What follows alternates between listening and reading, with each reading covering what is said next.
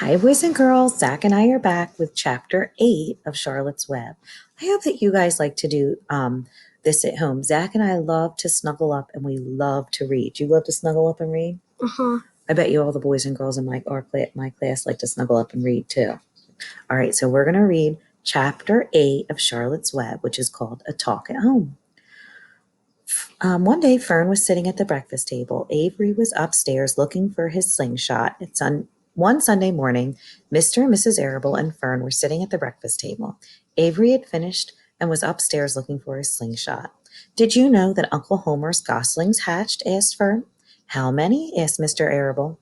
7, replied Fern. There were 8 eggs, but 1 egg didn't hatch, and the goose told Templeton she didn't want it anymore, so he took it away.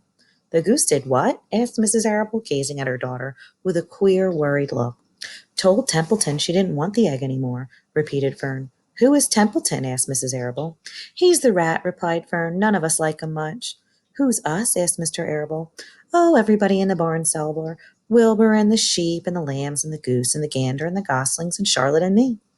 Charlotte, said Mrs. Arable. Who's Charlotte? She's Wilbur's best friend. She's terribly clever. What does she look like? Asked Mrs. Arable. Well, said Fern thoughtfully, she has 8 legs. All spiders do, I guess. Charlotte is a spider? Asked Fern's mother.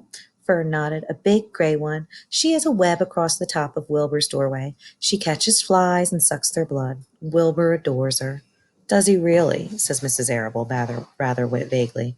She was staring at Fern with a worried expression on her face. Oh, yes, Wilbur adores Charlotte, said Fern. Do you know what Charlotte said when the goslings hatched? I haven't the faintest idea, said Mr. Arable. Tell us.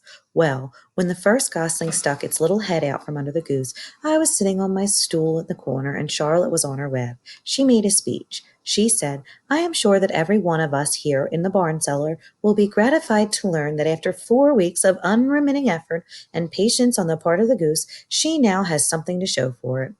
Don't you think that's a pleasant thing for her to say? Yes, I do, said Mrs. Arable. And now, Fern, it's time for you to get ready for Sunday school, and tell Avery to get ready. And this afternoon you can tell me more about what goes on in Uncle Homer's barn.